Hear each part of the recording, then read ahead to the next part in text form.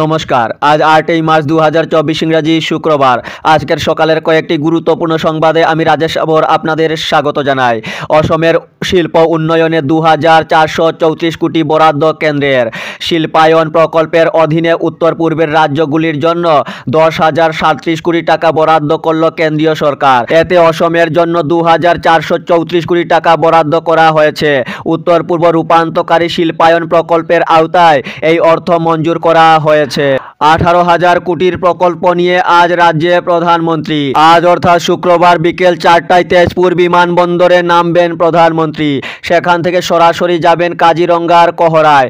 কাজিরঙ্গায় রাত কাটিয়ে আগামীকাল সকাল 5টায় অভয়ারণ্যে গিয়ে প্রাকৃতিক সৌন্দর্য বন্যপ্রাণী দেখবেন প্রধানমন্ত্রী। ঘণ্টা দুয়েক অভয়ারণ্যে কাটাবেন তিনি। সকালে কাজিরঙ্গা থেকেই মোদি উড়ে যাবেন অরুণাচল প্রদেশে। সেখানে দুটো জনসভায় অংশ নিয়ে দুপুর 1:30টায় ফিরে আসবেন যোরহাটে। আগামীকাল অরুণাচল প্রদেশ থেকে মোদি হেলিকপ্টারে অবতরণ করবেন লাচিতের সমাধিক্ষেত্র হুলুংপাড়ের অস্থায়ী হেলিপ্যাডে।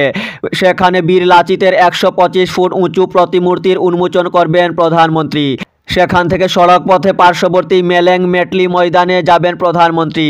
মেলেং মেটলি ময়দানের জনসভা থেকেই তিনি কেন্দ্র ও রাজ্য সরকারের প্রায় 18,000 কোটি টাকার বিভিন্ন প্রকল্পের উদ্বোধন করবেন। সেদিন বিকেলে যোরহাট থেকে প্রধানমন্ত্রীর পশ্চিমবঙ্গে যাওয়ার কথা রয়েছে। যোরহাটের মেলিং মেটলি ময়দানে প্রধানমন্ত্রীর জনসভায় সশরীরে এবং ভার্চুয়ালি প্রায় 60 লক্ষ লোক অংশ নেবেন বলে জানিয়েছেন মুখ্যমন্ত্রী। মুখ্যমন্ত্রী আরও জানিয়েছেন, প্রধানমন্ত্রীর হাত ধরে সেদিন নতুন ঘর পাবেন 5,55,000 লোক। এত লোককে একসঙ্গে ঘর দেওয়া আমাদের জন্য গৌরবের বিষয় বলেও জানিয়েছেন মুখ্যমন্ত্রী। 15 বছর পর এনডিএতে ফিরছেন নবীন পট্টনায়ক। লোকসভা নির্বাচনের আগেই উড়িষ্যায় রাজনৈতিক সমীকরণ বদলের ইঙ্গিত মিলল। সূত্রের খবর, উড়িষ্যার মুখ্যমন্ত্রী নবীন পট্টনায়কের বিজু জনতা দল খুব শীঘ্রই বিজেপি নেতৃত্ব এনডিএ জোটের সঙ্গে হাত মেলাতে পারে। জোট নিয়ে আলোচনা প্রায় চূড়ান্ত। এখন বাকি শুধু ঘোষণা।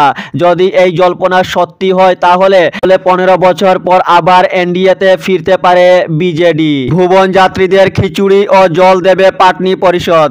বরাক ভ্যালি পাটনি পরিষদের তরফে মহাশিবরাত্রি উপলক্ষে শ্রী শ্রী ভুবন তীর্থের দর্শনার্থীদের জন্য পানীয় জল ও খিচুড়ি বিতরণের আয়োজন করা হয়েছে।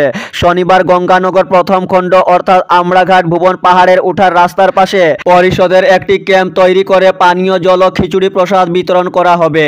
কার্যক্রমকে সুচারুরূপে পরিচালনার জন্য সকলের সহযোগিতা চেয়েছেন কেন্দ্রীয় কমিটির সভাপতি অমলেন্দু দাস এবং সম্পাদক মহিতোষ দাস। টাইমস স্কোয়ারে হর হর মহাদেব, নতুন ইতিহাস, নতুন আবেগ। আমেরিকার নিউ ইয়র্ক শহরের বিখ্যাত টাইমস স্কোয়ারে রচিত হলো আরও এক ইতিহাস। সেখানে বিশাল বিশাল বিল বোর্ডে চলল সদ্গুরু জগদীশ বাসুদেবের সঙ্গে মহাশিবরাত্রি পালনের এক ভিডিও প্রদর্শনী।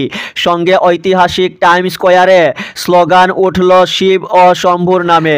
কেবল অনাবাসী ভারতীয়রাই নন, হর হর মহাদেবের তালে মার্কিন মুলুকের বাসিন্দারা নাচতে শুরু করলেন। বহু মার্কিনী শিবিরে আবেগে পা মেলালেন। শিবতীর্থ ভুবনের পথে পুণ্যার্থীরা।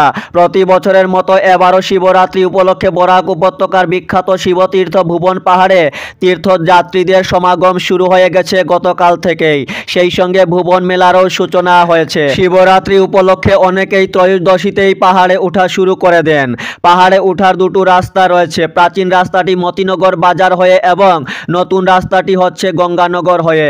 উভয় দিকেই যাত্রীরা ভুবন বাবার দর্শনে যাচ্ছেন। উল্লেখ্য, শিবরাত্রি উপলক্ষে দুটি রাস্তারই সংস্কার করা হয়েছে যাত্রীদের সুবিধার্থে। তবে পাহাড়ের নিচ পর্যন্ত বড় গাড়ি যাত্রীদের সুবিধার্থে যাতায়াত করছে না। অটোরিক্সা বা কার নিয়ে এবং পায়ে হেঁটে যাচ্ছেন যাত্রীরা। পুলিশ প্রশাসনের তরফেও সুব্যবস্থা করা হয়েছে। পাহাড়ের উপরে এবং দুটি রাস্তা নিয়মিত প্রহরা রয়েছে। সে সঙ্গে স্থানীয় কমিটিও সহযোগিতায় রয়েছে। বরাক তথা উত্তর পূর্বাঞ্চলের বিভিন্ন স্থান থেকে শিবরাত্রি উপলক্ষে হাজার হাজার ভক্তের সমাগম হয়। এবার আবহাওয়া ভালো হওয়ায় শিব চতুর্দশী উপলক্ষে বহু ভক্ত সমাগম হবে বলে আশা করা হচ্ছে।